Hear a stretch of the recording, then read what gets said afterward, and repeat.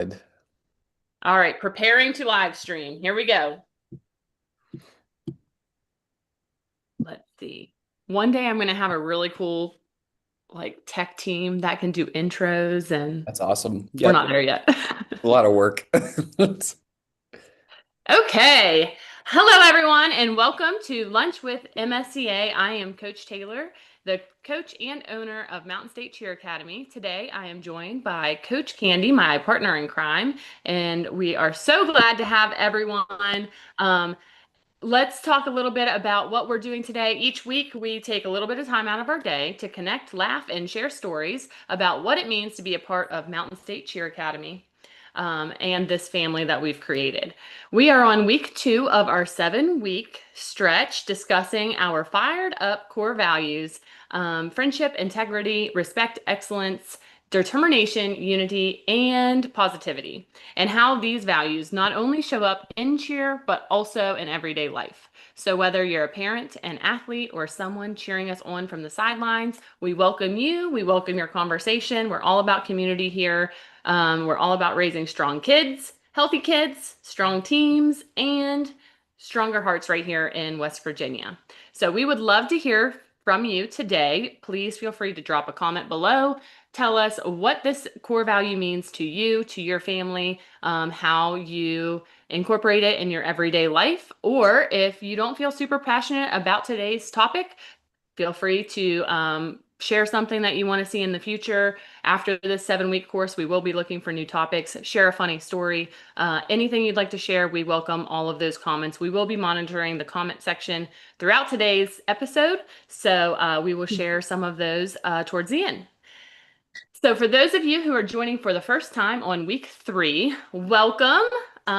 Week 1, we just did a general overview about Mountain State Cheer Academy, who we are, what we do, and where we want to see this podcast go in the future. Last week's discussion was on friendships. And then today, again, we are talking about integrity. We want to talk about how, what that means, doing the right thing, even when no one is watching.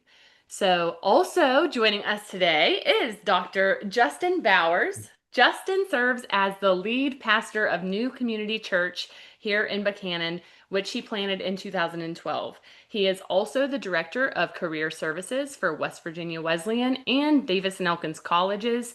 He helps students find their next vocational steps, and he is also the head coach of Buchanan Upshur High School's cross country program. So he is a man of many hats. Please help me welcome Justin Bowers today. Oh, thanks. It's so good to be with you guys. I'm really excited about what you're doing and, just all the ways you're impacting kids' lives. Yes. Well, thank you. We really appreciate you taking time out of your day. Of course. We're very happy you're here. So, as I said, today's topic might, integrity, it might be one of the hardest to discuss, also one of the hardest to live out, which is why I'm so happy to have Justin here to help us navigate this conversation. It's always easy, I think, to talk about doing the right things and living the right lifestyle, but it's much harder to do that when no one is watching or when there's a cost at hand. So if it's going to cost you something, such as a job promotion or a job change or a friendship, when there's a cost on the line, it gets a little more challenging and there's a lot more gray in that. So that's why I'm really excited that you're a special guest to help us navigate that. Um, let's just start with what exactly integrity means to all of us. I kind of already mentioned, I think it's doing the right thing even when no one's watching or when times are hard. But Justin, could you explain what you think that topic means? Yeah, no, I think anytime we have a definition that kind of everybody knows intuitively, that whole idea of integrity is who you are when no one's looking, there's a reason that's held up for a long time, and it's because it's a good definition, right? It's because it makes a lot of sense and it's easy to grab onto. Um, for me, looking at integrity or thinking about integrity, the heart of the word, if you really go back and look at it, is it's about wholeness, right? It's about the definition originally was kind of this idea of being untouched, right? And I love that idea because I think at first glance you could say, well, it's being perfect, and I don't think it is being perfect. I think it's being fully who you are made to be, and living into that, and kind of. the idea of not being whole is that we're segmented, we're cut apart, we're one thing in one place, one thing in another. And, the people of the highest integrity live with that fullness in every area of their lives, every place where they conduct their affairs and their leadership and their joy and all the pieces of who we are. Yeah, I like how you said the word wholesome. It's not just being honest, it's being the same person who you are at work, at the gym, at home, yelling for your kids to find their shoes. It's who you are here. And I remember talking to Jake Ketterman, and he said, I would love to videotape my mornings. And he said, you know, I, every parent videotaping their mornings of getting out of the house on church on Sunday mornings. I mean, it's just so chaotic. And then when you get to church, it's just like, you got to be quiet, picture perfect, integrity, but it's just being that wholesome person, and honesty, integrity is honestly who you actually are. And Mm. it makes you who the person you are. So, Yeah, and I think Candy, you almost said the word perfect. Justin, you did say it's not about being perfect, but I think integrity is also about accountability. There's a big accountability factor there, but also owning your mistakes or owning your mishaps or your missteps when those occur. And we can do that a lot when we are, modeling integrity. So I know all of us have leadership roles, whether they're in in our careers, in our churches, or in our programs as coaches. So I think modeling is really important, and showing up in all of the small ways is how we can really instill those values in our kids. Yeah, I would say that the idea of modeling is the same idea as embodied leadership, right? It's you can say you're a leader or you can live as a leader. And that's part of the difference with integrity. And I heard somebody say one time we spend our 20s trying to find ourselves, our 30s trying to prove ourselves, and our 40s trying to heal ourselves, and then in our 50s we get to become ourselves. And I'm in my late 40s now, and I'm going, yep, that's exactly right. But part of what I think is healing in me is that sense of I can be me. I can, now that I feel like I know myself better, I can live into that. And I think while we play different roles and those have different tasks and responsibilities, who we are shouldn't change. That's the heart of integrity. Yeah, and I'm glad you said that because even in my notes here somewhere, and I might even repeat them later, but I say that I've taken, during my professional careers, and I've taken all the leadership seminars or conferences that we've gone to, and we do all of these different personality tests. And one of the personality traits that always comes back to me is that I'm like a chameleon. I can fit into all of these different groups of people. I mean, I can change my voice if I hang out with Coach Candy for too long. I'll be talking like I'm from straight up Boone County, and I just can chameleonize myself so easily. camouflage, I baby. can, yeah. Um, and sometimes that's a strength, right? But also sometimes I'll leave a group and be like, who was I? What was that? Yeah. And so luckily I do have a lot of time to make sure that I am finding myself. Not that I think like my values or I ever, you know, change myself to a point where I'm making bad choices or things like that. There's still a piece of integrity when I am being a little bit camouflaged, but a big part of integrity is staying true to who you are and not camouflaging yourself and having enough confidence and accountability to hold yourself to your truth. Yeah, and I think that really requires, maybe we're going to talk about this later, but it requires that we know ourselves, right? It requires that we have a deep self-awareness. From a coaching perspective, running is a great example. With our cross-country runners, I tell them all the time, like, I don't know your body. I don't know physically what's going on in you. So if you tell me you're hurt or if you tell me that you're in pain, I'm going to trust you until you give me a reason not to. When we do workouts, you have to have workout integrity. You have to have the ability to say, I know what my limit is. I'm trying to push against that limit. And I think that's the hard part of integrity is that as humans, we're masters of that chameleon work. Like we're really good at fitting in, or we try to be. And I think that's that great difficulty is that self-awareness piece. Yeah, and I think that we can definitely say that integrity comes into the coaching rules a lot. You know, you said it, making sure you have integrity with your workouts. And as a coach, you've got to kind of navigate that too. Like, do you hold everyone to the same standards? Do you individualize, different trainings? Like, Yep. for example, in cheer, when we have someone who, we're a team. So if we have someone who's messing up, oftentimes we will go to conditioning, running laps or burpees for any time we're missing certain, like if a stunt drops, right? We're going to do some burpees. And sometimes 10 burpees for some kids is a lot doable than others. And our coach Candy and I standing over top of them saying 1, 2, 3, 4, counting out their burpees. Absolutely not, because we're moving on to a different group or a different direction with the team. We trust them to do theirs. And then we will very clearly see some individuals not doing all 10 burpees. Do you address it? Do you let it play out? Do you know what I mean? And oftentimes I think we take like a um I'm not sure the word I'm looking for, but we will just like passive aggressive, I guess, where maybe not in that moment we call them out, but later on we're like, we've noticed some friends not doing exactly what they're supposed to be doing, and that's not reflective of our team, So making Yeah. sure you uphold the culture, but Yes. yeah, Candy, you want to add anything to that? I think that is a part of growing up too. And, you know, it's like teaching our own children, we'll see some of the things that they'll do, and it's a teachable moment.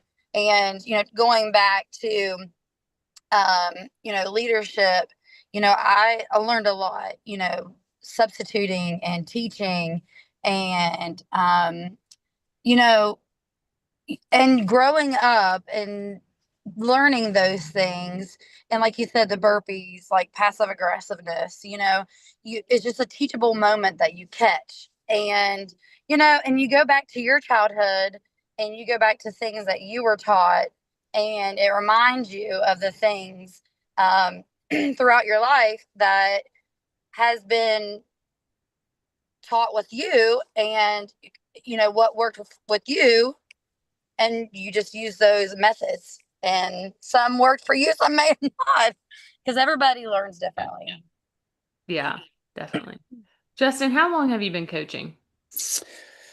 Uh, it's so I started as an assistant with high school cross country when my daughter Malia was like a sophomore. So I think this is my sixth year, and I did volunteer assistant with high school cross country for a couple years, and then moved into coaching with middle school track as well, and finished up middle school track as a head coach last year. And have taken on this is my first year as a head cross country coach. But back to youth soccer and youth t-ball and all the things. I got into coaching because my kids were involved, and I had the gift of having flexible schedule, so I could get into those things with them. Yeah. But you've also always been like a life coach, so you've been coaching Yeah, I mean, everything under the sun. I've done leadership stuff, working with nonprofits, churches, schools, doing leadership coaching, team development. Gosh, it's been 20 years probably at this point. Yeah. Well, Candy and I are always here to learn new ways. Do you have any advice to coaches who are trying our best, very fresh in our program, but we really want to set the standard of a certain culture, and oftentimes that culture is tested, and what advice could you give to us two in developing this program? Yeah, I mean, I can tell immediately how awesome the program is that you guys are building. I think the fact that you're defining your culture rather than just letting it happen by chance is absolutely critical. One of my favorite leadership thinkers would talk about, vision is great, but culture will eat vision. And so there's all this celebration of like compelling vision and exciting. We're going to have the best cheer academy, or we're going to win the most games or whatever.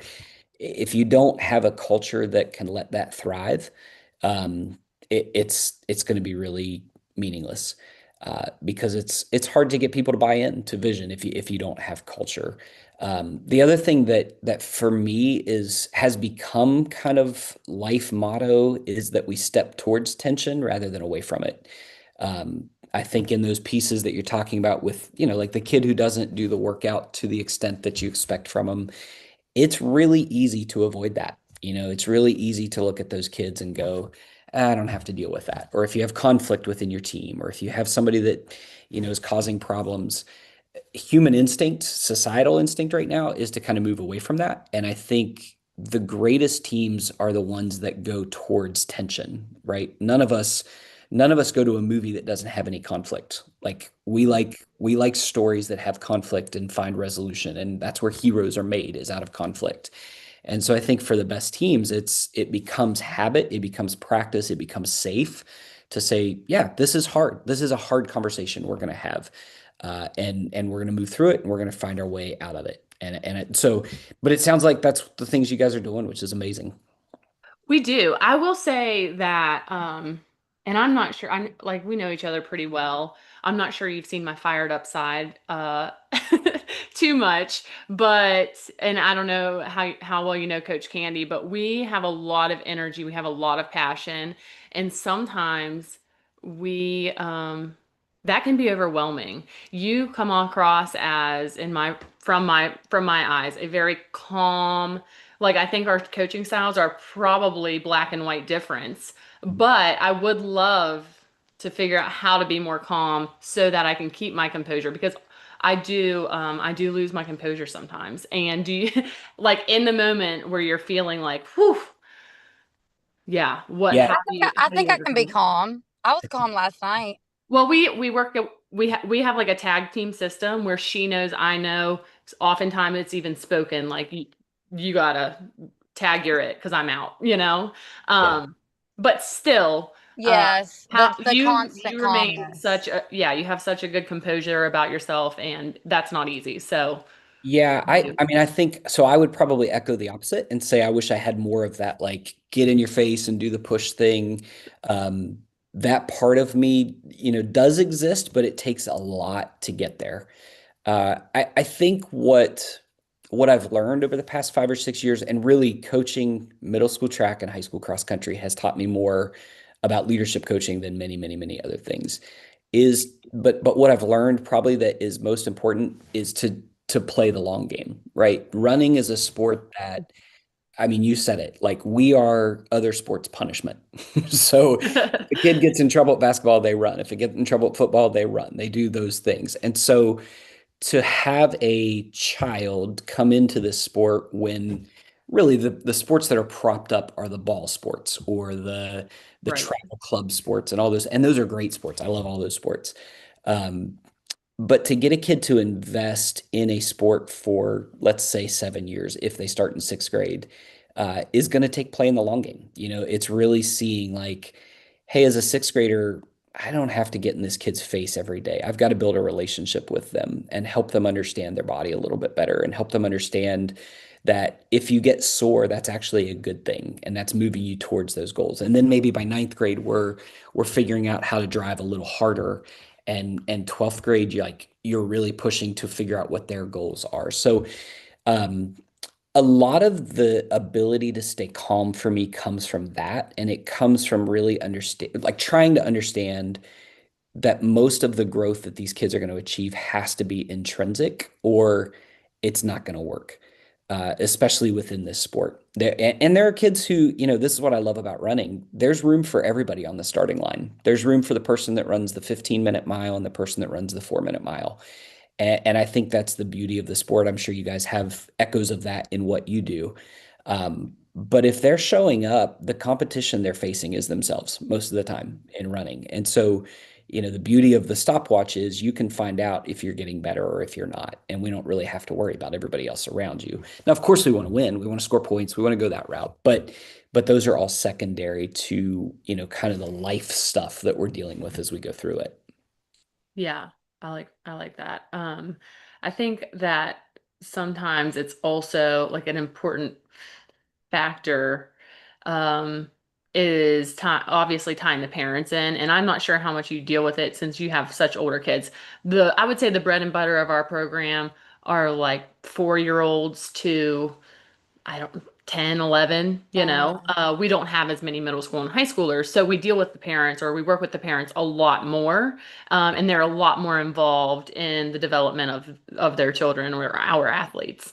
And so we have really good relationship with them. Um, but also we have to understand that these are their babies. And so sometimes I know the parent room is right outside of the gym and they can hear their child get criticized or redirected or they'll get laps and um that can be hard. I mean, it's hard for me to watch Coach Candy correct my daughter and I'm right there with her watching all the mistakes she's making and Yeah. um I'm not gonna lie, sometimes I'll make excuses for Adelaide like we all it, but also getting the parents to buy in, holding Yeah. the parents accountable to the culture of our program, to integrity, and making sure, because we will get text messages with excuses for lots of different things. But how do you work with your parents? Because we definitely want to get more involved with older kids, but I see that relationship changing a lot as we move in that direction. Mhm. Yeah, I mean, I think it's directly connected to the integrity piece. Integrity shapes culture, right? I mean, the culture of your organization, if a parent sees you correcting their kid and you haven't built a healthy culture, then the distrust can elevate immediately. Well, who are you to think you can do that? And why would you say that to my kid? But if they see that there's a culture of care and respect and, honor for each other, then they're going to go, okay, well, I assume they have the best interest at heart. I think, the way we work with parents is, so I have always held it as I'm going to be pretty direct, but I'm also going to let you know I'm not here for you. I'm here for your kids. And I think there's a balance there, right? I had a mentor one time say, when I was a youth pastor, I was working with teenagers every week. And he said, every time they drop their kids off, they're handing you their heart, right? Like they're handing you their heart. And that was so formative for me to recognize like, oh, this is stewardship. Like how I walk with these kids, how I care for these kids, um, that's reflecting how these parents are going to care. And I think that's a critical piece. Now, I love the age group that I work with from middle school to high school because it's a chance to invite them towards adulthood. Um, I think culturally we've seen this in our local community, but even in the broader nation world as a whole, we keep lowering expectations for kids. And I don't mean that in a sense of like I've heard other coaches say, "Oh, we got to toughen them up, we got to make them all excellent, chase that." Like that's all part of it. But I think when we lower expectations, we actually fail kids in letting them grow, in letting them struggle, and letting them overcome and succeed. And when I have a kid that shows up in June to cross country and can't run a mile, and then last week he's running 10 miles with a group of senior boys, he has learned more about himself by that struggle than anyone else. And his parents see that. His parents go, "Wait, this kid is locked in. Like he's really disciplining himself. He's going to bed earlier. He's like that's all self-growth that I see my role as just partnering with them. Like, our goal is the same. I want to see them become healthy adults. That's my first priority. Good men, good women, good husbands, wives, mothers, fathers. Running is one little piece of that, right? Like that's the little piece that I get to play into and see where they go from there. Yeah, I agree. And I like what you said about handing you Mhm. their heart, because I mean, that's so true. We have their kids, and I felt like that at daycare as well. And it does really truly take a village having them at school or having them in college while they're away from their home. And I'm sure that you hope that your girls, whether they're 6 hours, they're 6 hours away, hopefully they have a village where they're at, and that you're trusting individuals like yourself in those communities to do the same thing. So it is important that we have those conversations and be direct. But I know in my home, like obviously telling the truth is like the most basic form of, but Adelaide's 9. And so taking it down to that basic level of just, we're going to tell the truth all the time, no matter if it hurts feelings, no matter if it is hard to talk about, no matter if you're scared you're going to get in trouble because you spilled something on the carpet or no matter how little or how big, we're going to tell the truth. And sometimes that is tested. The other day, I think I asked her if she brushed her teeth. She's like, yep, I knew 100% she didn't go in that bathroom. So I looked at her and Dave looked at me and I was like, Adelaide, I'm going to give you another chance to go brush your teeth. And she just knew, and then Dave stepped in and he was like, Adelaide, we always tell the truth, honey. You know that. Like, we don't, no matter how big or small, we always tell the truth. And so I know that's just like the basic form of integrity. And I think, I will grow that with her as she is able to understand more about what integrity looks like. But you have 4 daughters. Your dad of 4 daughters. So tell me a little bit about what that looks like. And then Candy, I'm going to take it to you and ask you what it looks like in your house, because I know we have a lot of parents listening. So that means something different to everybody. Yeah, I think I mean it's all those things. It's the little things like what you're talking about, like this is what we do. It's kind of that guiding, directing, this is who we are. I remember specifically as our kids got a little bit older, like our middle daughter and our youngest daughter would fight quite a bit with each other. And like if it got to the level where it was like hurtful stuff, I remember having 4 or 5 times over the course of those middle school years, like, hey, we're gonna sit down. This is not who we are, right? Like we're different. And I remember getting to the point. I mean, they have the unfortunate of being pastors' kids, so I preach easily, right? Like that's just part of it. And we would talk about like the world is hard enough. Like middle school's hard enough. You've got enough people that are going to criticize you. You're living your life in public on social media. We've got to be safe for each other, right? Like we've got to be a place where we can know we care for each other. We can know that this is who we are. I feel so fortunate because like my kids are awesome. I feel like we're every year has gotten more fun.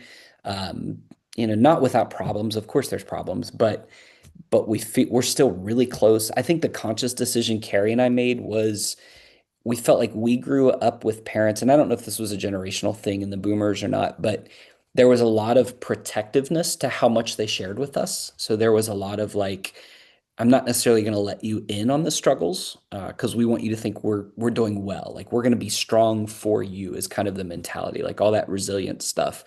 And there's value to that, but I also think there's a strong sense at times where it's like some of the best moments I've had learning from my parents was when I saw them be weak, right? Or when I saw them hurting and I saw how they maintained integrity through that. And so, there were spaces where we went through some seasons that were really tough. I remember Carrie's grandmother died and the grief and how do you deal with grief with kids that are very young? Like how do you handle that? I remember going through things at the church and people were leaving and all this critique was coming in and the shrapnel of that was hitting my family because it was like people that we knew very well and loved them. And my kids are like early teenagers going, what did we do? Like, what is it?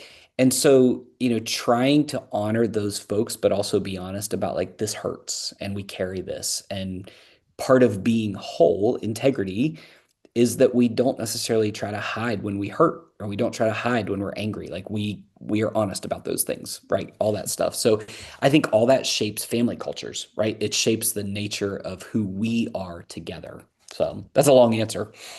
No, I liked it. Yeah. And I think that you said something about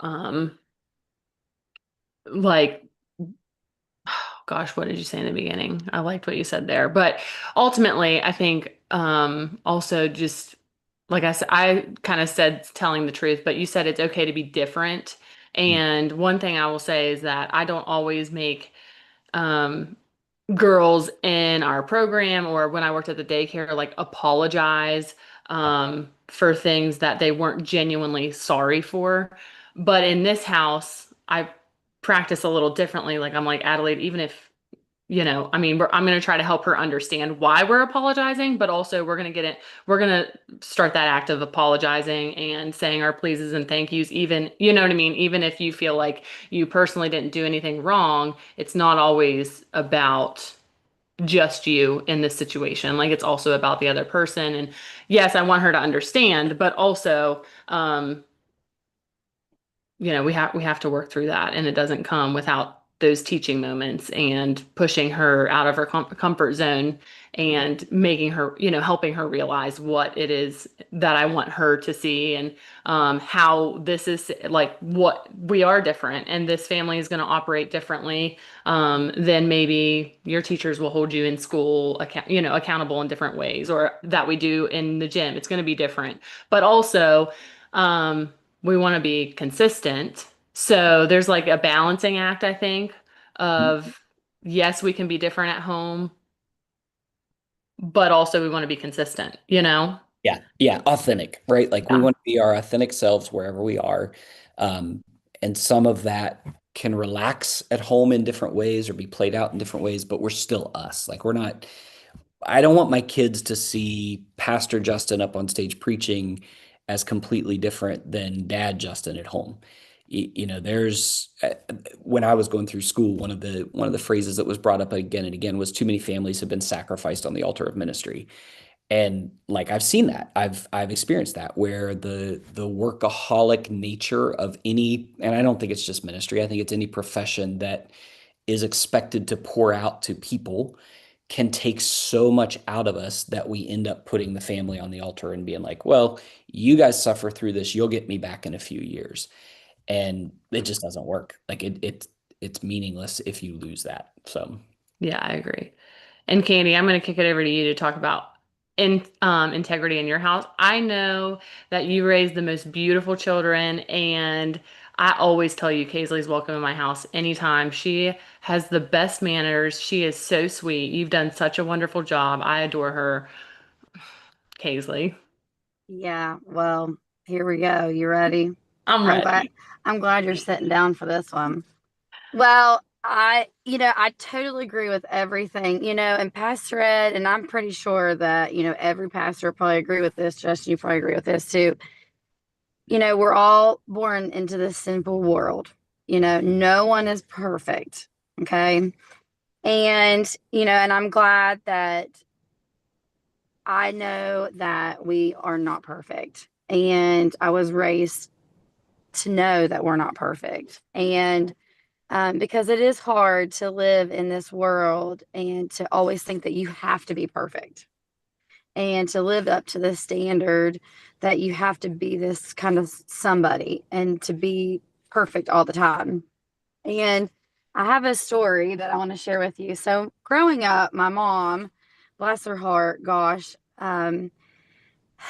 she always would tell me, she's like, Candy, man, I'll tell you what, it was really hard raising you.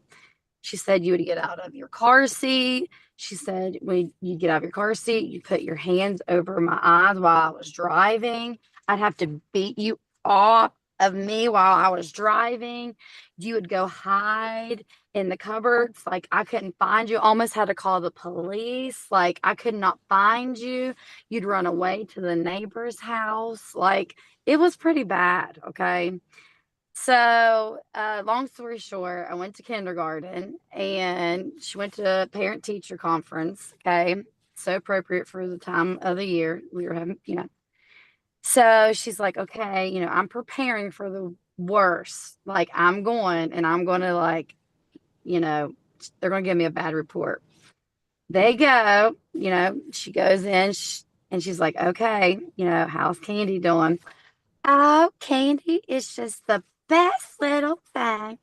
Oh, she is just the best. Oh, she's just wonderful.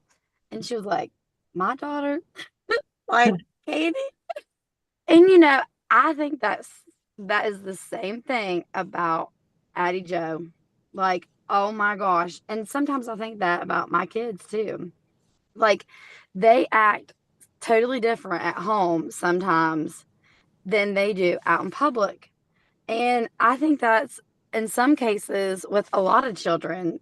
how they act at home is they're safe, and that when they go out into the real world, they act. They know, sometimes they know how to act. Um, and I did that exact same thing with Addie. I tell you, some days I just want to. I go into my bathroom and I just start crying. I'm like, "What, God? What did I do wrong?" And then I think back to my mom, and I'm like, "I know exactly what I did. I acted just like her." And I apologize. I'm like, "God, I am sorry." But um, I got a good report actually this morning from one of Carter's teachers. um, he was like, "I just love having your son in class." And I'm like, "Really? Are you talking about my son?" Because literally this morning, he was just back talking me. And, you just have to have that foundation at home. And I mean, our kids are not perfect. We're not perfect. You just have to raise them in the best way you know how. Um, and it takes a village. I know that when we're at church, Brittany Bennett, there's Brittany Bennett, there's Leanne Jackson, there's Brandy Lowther. There's a whole slew of us. And I mean, you take care of Kaisley and Ariana. There's a whole slew of us that take care of our kids because you guys are around them, that we have to discipline them when we're around them. Not discipline them, but correct them or steer them in the right direction and set that example. Um, because if you think about it, they're around you guys. Like if Kaisley stays at your house, she'd be there, I mean, days on out, and it's a learning curve. And parenting can be hard. It is very hard, and there's no right way. I remember when I first had Carter, they don't come with a manual. When you have a Wouldn't child, that be nice? they do not. I said the only manual is the Bible. And I said, and sometimes it just takes too long to come up with an answer real quick. And it's only in God's timing, and sometimes his timing is just not quick enough, and because I'm an impatient person. But they don't come with a manual, and you just have to do it with the best of your ability and integrity. And you find out real quick when you have children or you're helping raising other kids too.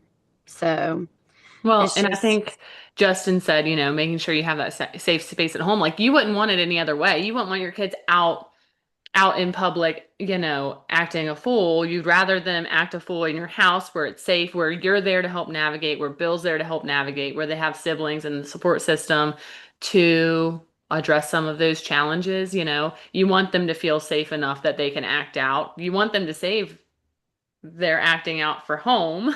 So, it might make it a little more challenging on you, but you have worked really hard to make sure that your house is welcoming to those challenges, and you're obviously steering them in a wonderful way. you are too. Well, thanks. And Um, I would actually add to that. I think part of our expectation as parents is that, yeah, they're gonna be foolish. They're going to make these mistakes, and they're gonna do it outside of our house. And the best we can hope for is, that the communities around them support them and give them that freedom to say, yeah, you failed. All right, let's get back to it. And I know this was Carrie's idea when we were raising the girls. When each of our girls turned 12, we planned a special trip for them. And whatever the trip was, we had their community. So the mentors in their lives, the teachers, the leaders, each wrote them a letter. And over the course of that trip, they read one of those letters at every meal. And just this shaping experience to recognize at a young age, like people love me, people care about me, people are seeing me for who I am. And I think it's a little bit of a lost thing in our society where we've done a really good job of telling kids what they shouldn't be. So don't be this type of girl, don't be a mean girl, don't be this type of man, don't be a toxic man.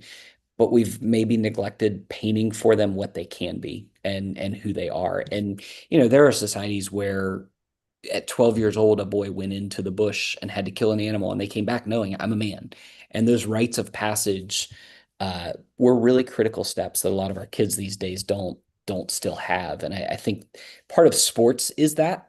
Part of what you all are probably trying to develop, what I'm trying to develop is some places, some anchors along the way that a kid can look and say, I failed here, but I overcame here. And now I know more of who I am. So it's easier to be a person of integrity when I know who I am.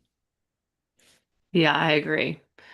Justin, do you have like a certain something that you go back to? Because we know, I think the hardest, integrity is not easy. Like there are really tough situations where, like I said in the opening, possibly a job that pays more, but maybe not, it doesn't align with the values or, something like that. Something where there's a cost on the line, where the easier way might not be the right way. Like, is there something, a saying, a question you ask yourself that like is your anchor that brings you back, that makes that decision a little bit easier? Yeah, I mean, I can answer that in a couple ways. One, personally speaking, there are rhythms to my life. I am very much an introvert. I'm very much a I my wife will tell you I'm pretty schedule obsessive in terms of I have to have some sort of structure so that I know and can flex as needed. That means rhythms in my life are really important. So about every year, I will plan some time away, like a 3, 4 day trip just to get away, to kind of recenter, reflect. And I have a list this developed like 20 plus years ago of lifelong questions that I will take 2 or 3 days, and I'll just sit down and I'll start journaling every answer to those questions. And those are questions from what is my calling and purpose right now, to what are my core values? Am I living out those core values? Um, how am I not living out those core values? What do I need to give my energy to over the next year? Who am I leading? Uh, where have I failed? Like all these big questions. So that's a yearly rhythm. I have a weekly rhythm that I try really hard, and it's really tough when you're raising kids, but this practice of Sabbath, and it's Sabbath in the very Jewish idea of just like shutting things down for 24 hours, not being, our cell phone is the thing that consumes us. It's our legal drug that all of us carry around. And Yeah. being unreachable for 24 hours, being disconnected for 24 hours, practicing recreation, recreation, learning to be human again in that space, is really important for me. That's a weekly rhythm. And then there's a rhythm of daily, like waking up, having a little bit of quiet time every morning to either be in the scripture or be in prayer, or just look at my day and be like, okay, what does this entail? So those rhythms are really critical. I think saying statements that have played into the teams that I coach, that they emerge right from life stuff. We have a couple things that we go back to. We say mentality is greater than ability. So we will always echo like your mind's got to be right and your abilities will follow. If your mind is off, if there's other things going on, if you're distracted, if you've got problems and those are going unacknowledged, there's no way to carry integrity into a workout or a life, right? Like we've got to Mhm. get our mentality right. And this really became like just something I harped on this year with middle school track was struggle now and smile later, right? Was kind of this whole idea of we do the hard things now so that we can look back and celebrate. Like nobody wants to get to the end of life and just be like, I did okay. I kind of lived a moderate life. Like we want to live a good life. We want to live a meaningful life. And so that requires struggle of us. So those are the things that like kind of bleed out of me, just naturally who I am. Yeah. And um I think Dave is a lot like that, and I'm very envious of him because he is so structured, so disciplined, so routine. I am not. Like I am a free for all, I try to schedule things, but yeah, building healthy habits is difficult for me But to I have stay a feeling consistent. you bring the joy in life and celebration to your family. Oh, Like for sure. I am definitely the fun and the yeah. That's how Carrie is for us, and it's a really good balance. There, you were talking about personality assessments earlier. There's a great resource called the Enneagram, which comes out of like an ancient Catholic tradition, but there's all these like energy places of how we see the world, how we thrive, how we struggle. Probably the most helpful thing we've ever done and really discussed in our marriage was that tool to start to help us understand like, oh, like no, we balance each other. We bring life to each other in really good ways. And you don't have to Yeah. function like me, but you need to understand how I function so that we can function better together. Yeah, I think that we do have a good understanding. I mean, he says all the time, like, what is it like to laugh? It'll be us driving in the car and I won't remember half the drive or something. He's like, what is it like to live in your world? Like, what is a day in the life of your world like? And I was like, my life is great. I don't want any part of your stressful calendar. Like, I want no part. That gives me anxiety to even think about. I want no part of all that. I mean, and then I make jokes back. Like, do you put your restroom breaks on that calendar?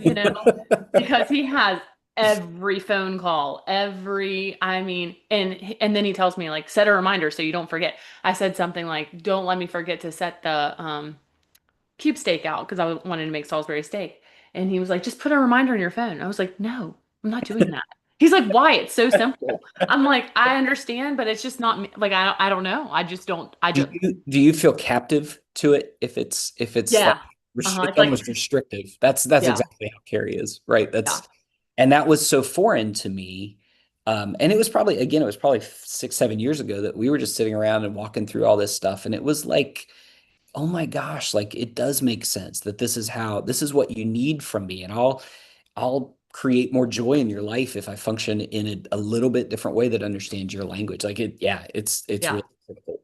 But I do think that those routines and those habits definitely play an important part in integrity. And just because your habits or your routines don't look like Carrie's, or same with in my marriage, like it works, right? Um and habits and routines can look different for everybody and their personalities. But just making sure that accountability piece happens somewhere. Well, it's a habit of life, right? Like we've talked about culture of teams and organizations. This is culture to your life. This is I mean the word culture, I'm a word guy, right? It comes from cultivate, right? Mhm. It's not, I always use the tension of like museum curators, like they decide what gets hung on the wall, which path you take. It's very forced, very directional. Uh, Mhm. Cultivators are gardeners. They plant the seeds, they let it grow as it needs to grow. They dig in along the way. This is a weed. We've got to remove this. And I think that's what we're trying to do in our lives to cultivate integrity. It's what we're trying to do with our kids that we're coaching. It's what we're doing in our families. Like I don't have a formula or a control method for my kids to be good moral kids, but I can tend to the soil. I can build the relational structure, try to water those things, figure out where there's life and where there's death, and be aware of all those pieces that come together. It's just such a, that was a reframing for me to think about. Yeah, I like that. When you say like weeding out the garden, I know one difficult thing, something I find very difficult, um, is that I'm just such a passionate, deep believer in people and people's ability to be better and to overcome their circumstances. And I feel like I can really make an impact almost to a flaw, like where I believe too much in people. And sometimes it might be better to weed that garden out, but especially when we're dealing with kids and when you're gonna have, and I'm gonna use the word toxic. That word sounds maybe intense, but for lack of better words, you're going to have some negative attitudes on your team or some toxic athletes on your team, and like I'm never just going to weed that one out. But we're going to work on it. Or parents, you'll have toxic parents that you just feel like you're beating your head into the fence every conversation every day. But yeah, that's something that I find really challenging is just that, like, sometimes I feel like I believe in people more than they believe in themselves, and that can be very difficult and very, like, Yeah. yeah. Yeah, you're reminding me of there's a whole realm of thinking about family systems, right? Family systems theory. And it's this idea that every group of people with any kind of connection and care for each other becomes a family system. And what happens in those family systems is that we carry the emotions of other people because we're connected, right? It's the science of mirror neurons, it's all that stuff. So in your family, if Dave comes home and has had a really awful day and your daughter walks in the kitchen and he snaps at her, she now carries his anxiety. She's picking that up and that Mhm. emotion is getting translated around the system. So what happens? She comes to you. Maybe she acts out. Now you're carrying it, right? And I think this happens in our teams. What happens is the toxic athlete or the parent that's creating all the problems um, will say, I've got a problem with coach, but I won't go to the coach. I'll go to another parent. And we've created what? A triangle, right? Mhm. So I'm not going to you to handle it directly. Instead, I'm lowering the emotional maturity and I'm going to someone else, and now that anxiety or anger, whatever frustration is getting passed to someone else, and it's messing up the whole family. And so the best leaders are the ones who are self-differentiated enough to say, I care for you, but I can't carry this for you. That's your responsibility. If you want to handle this, we can sit down and talk about it, but I don't have to pick this up. Same with a kid. It's really hard as a coach. If you're coaching, you believe in kids. So if Mhm. you have a kid that it's like they don't believe in themselves or they don't, I mean, that is exhausting. And I think that's the thing that is, again, one of those tensions of leadership that we have to step towards is, hey, this kid is, faking it in the workouts. I'm going to name it for them. What they do with that is up to them. I can't keep forcing them to try to get better. Yeah, that's a good point. I do try. I Oh, do try to sure. force it. I mean, I'm over there like, come on, give me five more. I know, Yeah. or okay, I saw some kids who weren't pulling their weight, so we're all going to have to do a little bit more. And I think it's age dependent too, right? Like Yeah. when I have high school runners running cross country, they're putting in 40 to 60 miles a week. They're going to self-select the ones who don't want to do that. That's a lot easier. Yeah. In middle school, I've got sixth grade boys who sign up and just want to run a 100-meter dash for 15 seconds, 12 seconds, right? Like, Yeah. okay, so what do I do with those kids? Well, my goal with that is different than the high school senior. My goal with them is how do I make a relational connection where they're going to start to trust me? And how do I, get them to love a sport that maybe 2 years later as eighth graders, they say, okay, now I can push myself. Now so it's again, I think it's setting those stepping points along the way and trying to understand like what's the next step for this person and how do we Right. help them get to that. Yeah. So if you could sum up today's conversation in just your um the culture you want for our community with respect to integrity, like how would you describe that? What does that look like? What's your vision? Yeah. Oh man, that's a loaded question. Um, Yeah. I think at the most basic level, the passion that we share for these kids is because we've seen what they're capable of. Um, I've got a kid this year on the cross country team that like our first fundraiser was a run-a-thon and he went out and ran 50 miles in 12 hours.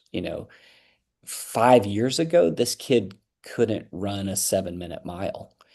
And now he's one of the top in the state. Just these things that are unheard of.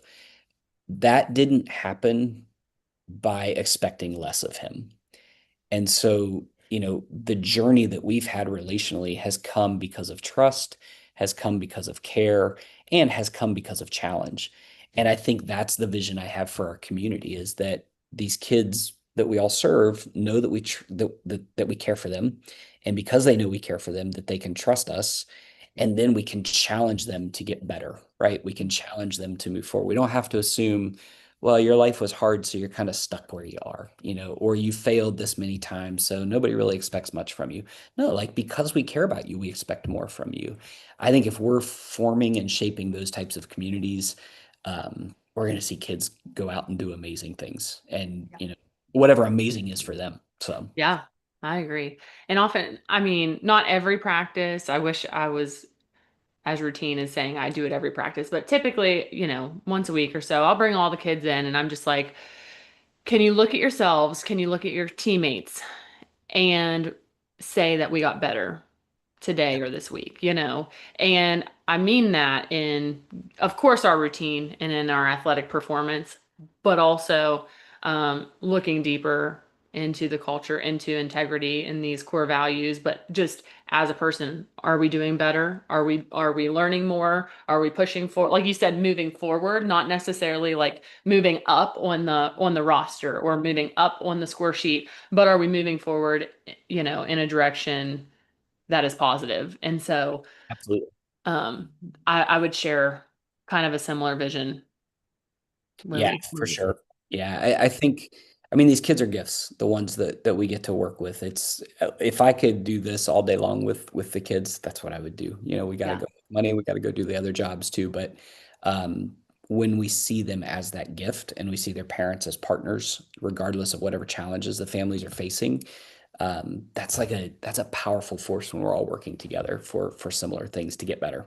yeah. Well, we will have lots of parents watching. We'll have our staff watching today's video.